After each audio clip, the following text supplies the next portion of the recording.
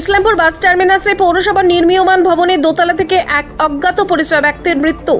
দেহ উদ্ধারের ঘটনা চাঞ্চল্য ছড়িয়ে পড়ে এলাকায়। মঙ্গলবার ঘটনাটি ঘটেছে উত্তর দিনাজপুর জেলার ইসলামপুর থানার বাস টার্মিনাস সংলগ্ন এলাকায়। স্থানীয় সূত্রে জানা গেছে, নির্মীয়মান ভবনটির দোতলার উপর থেকে দুর্গন্ধ ছড়িয়ে পড়তে সন্দেহ স্থানীয়দের। এরপর স্থানীয়রা দোতলার উপরে গিয়ে দেখেন একটি মৃতদেহ ঢাকা অবস্থায় পড়ে রয়েছে এবং সেই মৃতদেহ থেকে দুর্গন্ধ ছড়িয়ে পড়েছে।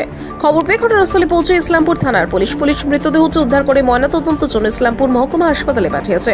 অন্যদিকে স্থানীয়দের একাংশের অভিযোগ, ওই নির্মীয়মান ভবনই সন্ধ্যের পর থেকে নেশার আসরে পরিণত হয়।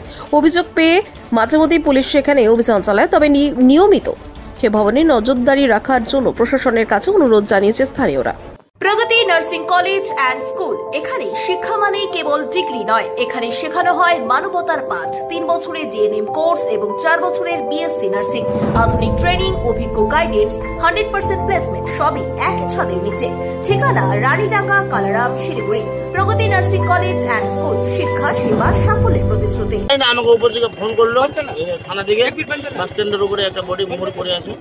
বডি আসলাম। কোথায়কার বডি? কেউ চেনা পরিচিত? পরিচিত নাই, পুরো ইয়ে হয়ে গেছে, বন্ধ হয়ে গেছে। কতদিন ধরে পড়ে আছে বডিটা? 3-4 দিন ধরে হলো। এই গন্ধ পেয়ে কি মানে এখানে? হ্যাঁ, ওটাই হলো। আমাকে থানা থেকে ফোন করছে, আমি আসছি। বয়স কত হবে? অনুমান মোটামুটি 25-40 হবে। মহিলা না পুরুষ? পুরুষ। কোথায়কার কিছু জানা যায় না, না? এখনো কিছু জানা যায় না। পুলিশ এটা এসেছে? কোন জায়গা? হ্যাঁ, পুলিশ আছে। এটা বাস স্ট্যান্ডের উপরে, কয় তলায়? উপরে 2 তলায়। কি হয়েছে এখানে, কি দেখলেন? শুনলাম যে নাকি এখানে একটা ডেড বডি পাওয়া গেছে। পুলিশ আসলো, অ্যাম্বুলেন্স আসলো, এসে নিয়ে গেল। কি মনে হচ্ছে, কার ডেড বডি? চেনা যাচ্ছে না, দেখলাম যে মুখ ঢাকা আছে। হ্যাঁ, মুখ তো এখনো খুলেনি, তো খুললে হয়তো বোঝা যাবে। এখানে কোথায় পাওয়া গেল? এখানে যে দোতলাতে, এখানে এখানেই শুনলাম যে এই নির্মাণ ঘরে।